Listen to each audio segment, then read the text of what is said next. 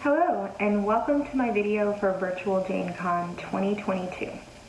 Based on our 21st century ideals, we might consider Jane Austen and the characters that she wrote about to be of the wealthiest of the wealthy upper classes. However, that wasn't entirely true for Jane Austen herself, who was more a member of the genteel poverty sect, rather than the ultra-wealthy that we might consider her to be today. However, that doesn't necessarily translate into clothing. People in the Regency period had far fewer clothes than we have today. They would be astounded to see how we wear a different outfit for every day of the week. Back in the Regency period, people only had a few items of clothing, even royalty. So when you're thinking about what to wear for a historical costuming event or Austen-related activity, you don't actually have to have a different outfit for every occasion. Buying or sewing your own Regency attire can get quite expensive, and a lot of times we may have to save up just to get one dress or complete outfit together. So I'm here to show you how Jane Austen and her contemporaries themselves would have dressed, using one outfit but multiple accessories to create different looks throughout the day or for different occasions throughout the week. If that sounds like something that would appeal to you, trying to have a capsule wardrobe for all your Regency needs, just keep watching this video, and keep in mind that I will be linking everything that I'm wearing down in the description box below. Let's get started. During the Regency era, women only had a few dresses or gowns, with one of those reserved for Sundays or special occasions. So for a woman in Jane Austen's position, not working class, but not the full aristocracy either, it was a wise choice to choose perhaps a white cotton gown that you could change throughout the day to look as if you had more clothing than you did.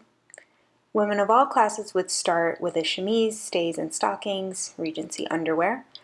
However, upper-class women would start the day with a morning dress, which would be worn around family or close friends. Even so, the chest was covered with a chemisette collar or a fichu scarf. This dress could be varying sleeve lengths. Three-quarter sleeves were very popular at the beginning of the era, while short puff sleeves were all the rage by the height of Austen's novels in the 18 teens. Paired with very simple jewelry featuring crosses, this look could be for informal activities like reading, writing letters, or perhaps just a turn around one's own gardens, if you were lucky enough to have them, of course. An upper-class woman would wear this gown only around people that she felt very close to, one's own family or extremely close friends. This is not something that would typically be worn around strangers, because she was technically very uncovered by the standards of the day.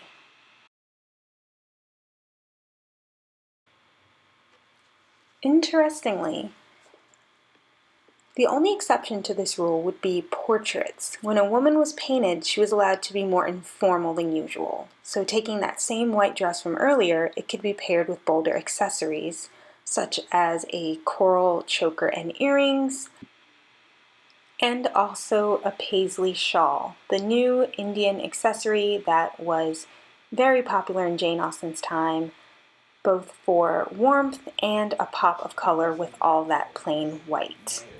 Like Harriet Smith in Emma, having your portrait done was a way that you could show off a little to your secret crush and hope to be noticed.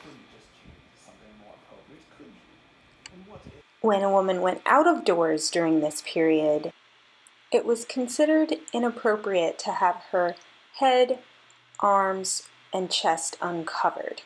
It's important to remember that England was a lot colder than our environment today, especially with indoor heating and cooling. But portraits were the exception.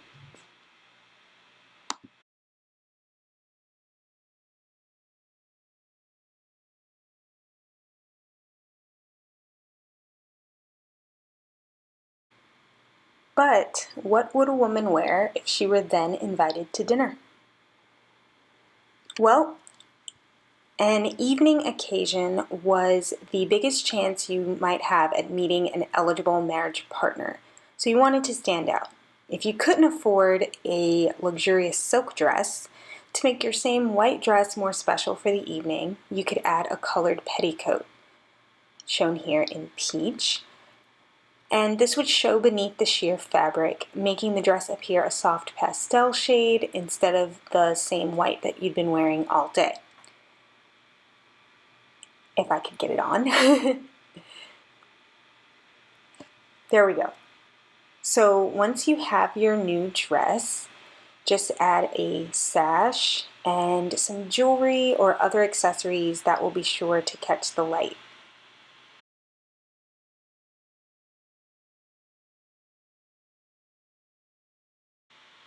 For evening, the rules were a bit more relaxed. You could show skin, you could show some cleavage even. This was actually very encouraged, particularly for young women. So I think we can all imagine Mrs. Bennet kind of telling her daughters, well, it's okay, it's evening, go ahead.